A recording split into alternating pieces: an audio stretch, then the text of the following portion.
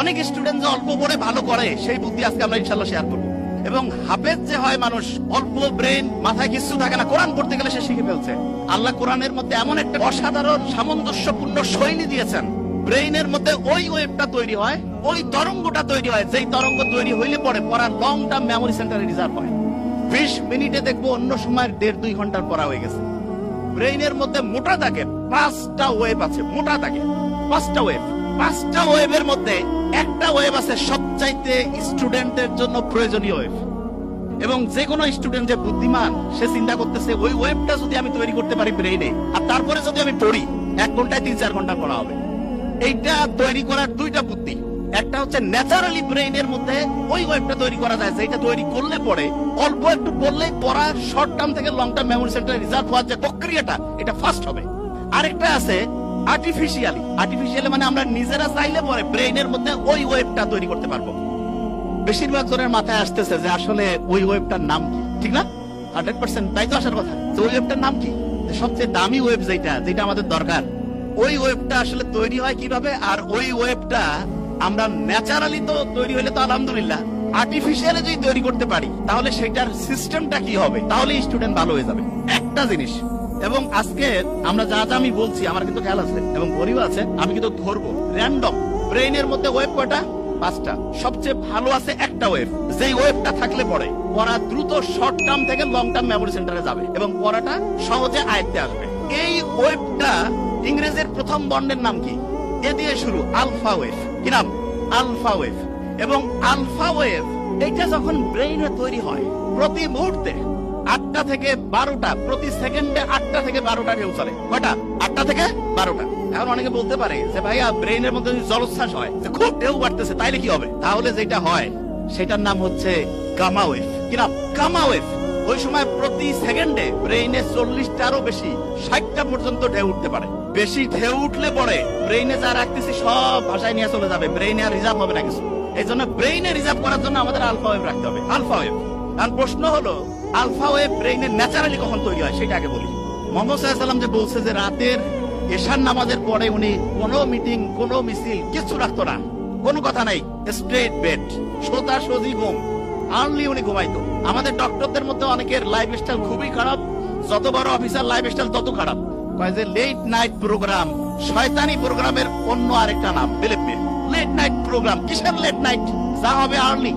এবং ঠিক এশার নামাজের পরে যদি আমরা ঘুমাই তাহলে ইনশাআল্লাহ আমাদের ব্রেইনের মধ্যে একটা সুপার ক্লক আল্লাহ বসায় রাখছে, হাইপোথ্যালামাসের মধ্যে আছে, টিক টিক টিক টিক করে চলতেছে। ওর কোনো টাইম দেখা লাগে না, অটোমেটেড অ্যালার্ম সেট আপ করা আছে, অ্যালার্ম বাইরে থেকে ঘুরতে দেওয়া লাগবে না। কেউ যদি এশার নামাজের পরে ইনশাআল্লাহ ঘুমায় যায়, ভোর 3টা, 3:30, 4টার মধ্যে ঘুম থেকে উঠবে।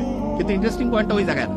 ইন্টারেস্টিং পয়েন্টটা হচ্ছে বেশিরভাগ স্টুডেন্ট বলে যে আমি রাতে ঘুমাইলাম 12টায়, সকালে উঠলাম 7টা, 7 ঘন্টা তো আমি ঘুমাইলাম। আর একজন ঘুমাচ্ছে রাত 9টায়, সে উঠলো ভোর 4টায়, সেও 7 ঘন্টা। তো অনেকের মাথায় আসে যে 7 ঘন্টা ঘুমাইলে হয়েছে, কখন ঘুমাই টাইম তো 7 ঘন্টায় হয়েছে, ব্রেন বোধহয় ঠিকভাবেই কাজ করতেছে। নো, এটা ভয়ঙ্কর একটা মিস্টেক, ভয়ঙ্কর। ব্রেনটা রিচার্জ হওয়ার জন্য সবচাইতে দামি প্রসিজার, যতগুলো পদ্ধতি আল্লাহ দিয়েছে তার মধ্যে নাম্বার 1 হচ্ছে ঘুম। এখন ঘুমের মধ্যে ব্রেনটা চার্জ হয়, কিন্তু চার্জিং এর সিস্টেমের মধ্যে একটু আল্লাহ টেকনিক লাগাই দিছে। ব্রেইনের মধ্যে যে হাইপোথ্যালামাসের মধ্যে যে মাস্টার ক্লকটা আছে, সে চার্জিং সিস্টেমটা ঘন্টায় ঘন্টায় চেঞ্জ করে। মানে এটা কি একটু এক্সাম্পল দেই। ধরা যাক কেউ রাত ঠিক 9টায় ঘুমাইছে, ব্রেন চার্জ শুরু হয়েছে, ওই সময় সে চার্জিং পয়েন্টের মধ্যে যে চার্জারটা লাগায় রাখছে সেটার প্রতি মুহূর্তে চার্জিং ক্যাপাসিটি 100 ওয়াট। কত ওয়াট? 100। এরকম করে 7 ঘন্টায় তাহলে কত ওয়াট চার্জ হবে? 700।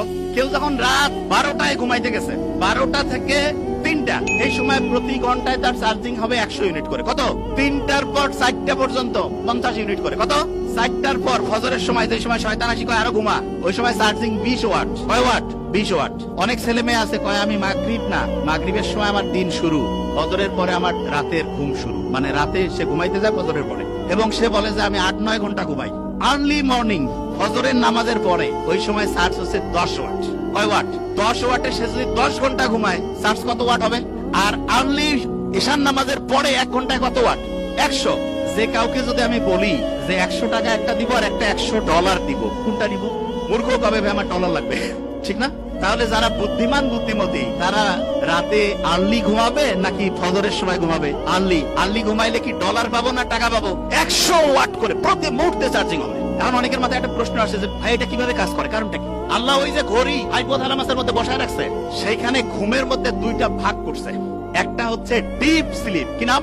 আরেকটা হচ্ছে বলা যেতে পারে হালকা স্লিপ। বুঝার জন্য কি স্লিপ? হালকা। তার মানে একটা হচ্ছে ওই যে চার্জিং এর জন্য আছে না পাওয়ারফুল চার্জিং, ওই যে খুব দ্রুত হয়, এটা হচ্ছে ডিপ স্লিপ। কি স্লিপ? Deep sleep. আল্লাহ এমন মেকানিজম করছে, ডিপ স্লিপটা হবে রাত 9টা 10টা থেকে শুরু করে ভোর 3টা পর্যন্ত। কয়টা? রাত 9টা 10টা থেকে ভোর 3টা। এবং ইন্টারেস্টিং পয়েন্ট, আমরা যে ঘুমাই প্রত্যেকটা ঘুমের চক্র 90 মিনিট। ফুটবল কতক্ষণ করে চলে একটা সেশন, একটা ম্যাচ কতক্ষণ? 90 মিনিট। এই 90 মিনিটের মধ্যে এইরকম একটা ম্যাচ হয়ে গেল, আমার ব্রেইনের মধ্যে একটা সাইকেল পূরণ হয়ে গেল। কয়টা সাইকেল? একটা। এবং প্রথম রাতে আমি যখন ঘুমাবো, প্রথম রাতে, তখন আমার ডিপ স্লিপটা বেশি হবে। ডিপ স্লিপ যখন বেশি হবে তখন মূলত আমার চার্জিংটা হাইয়েস্ট লেভেলে হবে। কি লেভেল হবে? হাইয়েস্ট লেভেলে। আচ্ছা, যে জায়গায় আমি ছিলাম, প্রত্যেক স্টুডেন্টের মধ্যে যে প্রশ্নটা আসছে, আমরা তাহলে ঘুমাবো ঠিক এশার নামাজের পরে, তাহলে আমাদের ব্রেইনের চার্জিংটা হবে 100 ওয়াটের। আচ্ছা, পড়ার ক্ষেত্রে মোস্ট ইম্পর্টেন্ট, ব্রেইনে কোন ওয়েভ দরকার? Alpha wave. ন্যাচারালি আলফা ওয়েভটা আমি পাবো আর্লি মর্নিং। আর্লি মর্নিং মানে হতে পারে ভোর 4টা 5টা থেকে সকাল 8টা 9টা। এই সময়ে ব্রেইনে আলফা ওয়েভ থাকে এবং আলফা ওয়েভের ঢেউ প্রত্যেক মুহূর্তে 8 থেকে কত? 8 থেকে 12। এই সময় 1 ঘন্টায় যে পড়া হবে, দিনের অন্য সময় যখন ব্রেইনে আলফা ওয়েভ নাই, ওই সময় ওই 1 ঘন্টার পড়া পড়তে 4-5 ঘন্টা লাগবে। তার মানে হচ্ছে একটা মুসলমান স্টুডেন্ট বা যে কোনো, সে যে ধর্মেরই হোক, কারণ ব্রেইন সবার জন্য সেম ওয়েতে কাজ করবে। আল্লাহ সবার জন্য কিছু জিনিস ইউনিভার্সাল করে দিয়েছেন।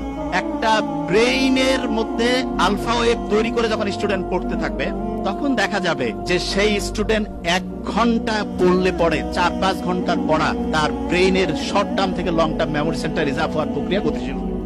তার মানে যে স্টুডেন্ট আর্লি মর্নিং পড়বে সে আলফা ওয়েভ পাচ্ছে এবং তার পড়ার গতি খুব দ্রুত হচ্ছে। এটা হচ্ছে ন্যাচারালি। এখন অনেকে বলতে পারে যে ভাই আমি ন্যাচারালি তো জানলামই, আমি কৃত্রিম ভাবে ব্রেইনে আলফা ওয়েভ তৈরি করতে চাই, সেইটার কোনো বুদ্ধি আছে কিনা? এটা সবচেয়ে ইন্টারেস্টিং যে আমি কৃত্রিম ভাবে যদি তৈরি করতে পারি, যখন মন চাইলে তখন ব্রেইনে আলফা ওয়েভ নিয়ে আসলাম, তার মানে অল্প সময়ে পড়লাম, পড়া হিউজ ভাবে হচ্ছে ইম্প্যাক্ট করে ফেললো। এইটার জন্য আল্লাহ অসাধারণ একটা সিস্টেম দিয়েছেন আমাদের, এবং আমি আশা করব যে কোনো পর্যায়ের লোক, যে কোনো, এখন থেকে এই জিনিসটা ফলো করতে পারে। সেটা কি? বিজ্ঞানীর অবাক হয়েছে, আমরা যখন নামাজের মধ্যে দাঁড়াই, নামাজ যখন কেউ পড়ে এবং মন দিয়ে নামাজ পড়া বলতে আমি এখন একটা ঘটনায় আসছি, মন দিয়ে কেউ যখন নামাজ পড়ে, ওই সময় তার ব্রেইনের মধ্যে আলফা ওয়েভ তৈরি হয়ে যায়। কি হয়? Alpha wave. নামাজ পড়ে আসলাম, এবং ইসলামে কিন্তু ফরজ নামাজটা মসজিদে পড়ার পরে অন্য যে কোনো নামাজ বাড়িতে পড়তে উৎসাহিত করছে।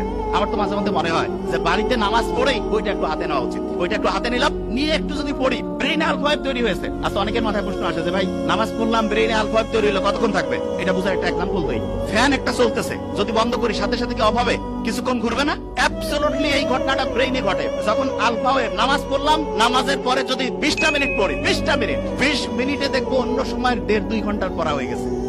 তাহলে আর্লি মর্নিং 4-5 ঘন্টা, আর প্রত্যেকবার নামাজ পড়ছি, নামাজ পড়ার পরে যদি 20 থেকে 25 মিনিট করে পড়ি, ইনশাআল্লাহ ব্রেইনে দেখবো 20 মিনিটে 2-2.5 ঘন্টা পড়া হয়ে যাবে। তার মানে বাকি টাইম অন্য যে কোনো কাজই করি না কেন, ইনশাআল্লাহ আমার পড়া একাডেমিক, তারপরে অ্যাডমিশন যেই লেভেলে আমি পড়তে চাই, ইনশাআল্লাহ অসাধারণ প্রিপারেশন হয়ে যাবে। এখন হাফেজ যারা হয় তারা পরে আল্লাহর কালাম পড়ে, ঠিক না?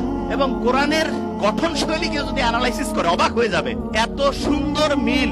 আমি তো আরবি পড়ি, বুঝার চেষ্টা করি। কেউ যদি সূরা নাসটা পড়ে, নিশ্চয়ই মনে মনে একটু আমরা যদি পড়ি, হ্যাঁ, কুল আউযু বিরাব্বিন নাস, মালিকিন নাস, সবগুলোর মধ্যে একটা কি অসাধারণ ছন্দ আল্লাহ দিয়ে রাখছেন। এবং এই ছন্দটা এমন যেটা ব্রেইনটাকে, তরঙ্গগুলোকে হচ্ছে কুল ডাউন করে আলফা ওয়েভে আনতে হেল্প করে। তার মানে নামাজের টাইম নাই, মন চাচ্ছে যে আমি একটু পড়া আমার আলফা ওয়েভে পড়বো, কোরআনটা বের করে সূরা ফাতিহাটা একটু পড়ি, আর কিছু করা লাগবে না, তারপরে হচ্ছে 20 মিনিট পড়বো, ব্রেইন আলফা ওয়েভে ইনশাআল্লাহ 20 মিনিট অটোমেটিক কাজ করবে। অনেকে মনে করে কোরআন পড়তেছি টাইম লস হবে, মূর্খ।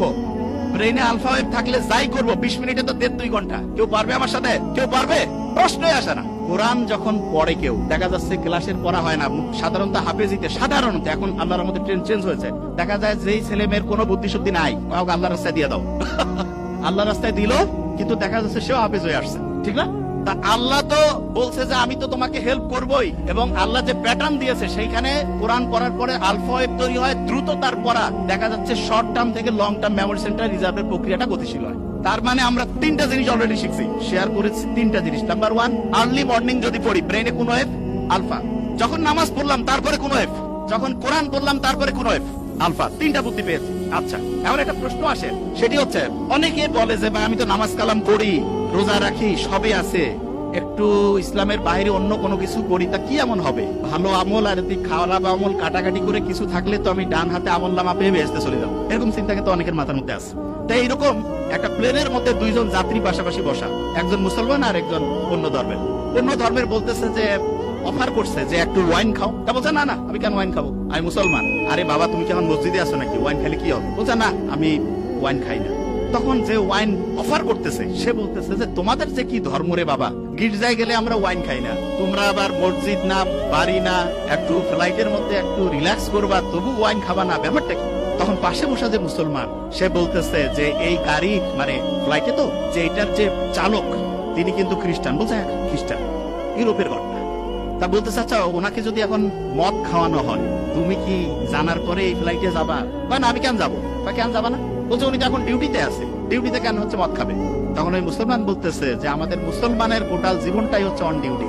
অন ডিউটি পড়া, বিয়া শাদী, কথা বলা, কথা শোনা, যা কিছু আছে অন ডিউটি। বিলিভ মি, এটাই সবচেয়ে সত্যি কথা। অনেকে আমরা মনে করি কি মসজিদের মধ্যে যাবো ওই সময় আল্লাহ আল্লাহ করবো, আল্লাহ আল্লাহ তো অবশ্যই করবো, কিন্তু আল্লাহ প্র্যাকটিক্যাল জিনিসটা সবচেয়ে বেশি পছন্দ করেন, সবচাইতে বেশি পছন্দ করেন প্র্যাকটিক্যাল। এবং আল্লাহর কাছে যখন আমরা দোয়া করি রাব্বানা আতিনা ফিদ দুনিয়া, দুনিয়াও লাগবে আখিরাতও, হ্যাঁ, তবে দুনিয়া পাইতে গিয়ে যাতে আখিরাত ধ্বংস না করি, এটা খুব গুরুত্বপূর্ণ। নিশ্চয়ই বাদশা সোলাইমানের ঘটনা আমরা জানি। বাদশা সোলাইমান ওনাকে একবার এসে বলতেছে যে তুমি কি দুনিয়া চাও না আখিরাত চাও? তো উনি খুব বুদ্ধিমান, আল্লাহ নবী সম্ভবত, আমার এটা আবার বাদশা সোলাইমান, হ্যাঁ দাউদ আলাইহিস সালামের সম্ভবত সন্তান, আমি যতদূর আমার মাথায় আসে। তা উনি বলতেছে বুদ্ধি করে চিন্তা করে যে না আমি আখিরাত চাই। তা বললো তুমি আখিরাত চাও, দুনিয়া তোমার খুশি হয়ে দিয়ে দিল। তার মানে কেউ যদি আখিরাতে চিন্তা করে, অনেকে চিন্তা করে আখিরাতে চিন্তা করলে দুনিয়া ধ্বংস হয়ে যাবে, কমপ্লিটলি মিস্টেক।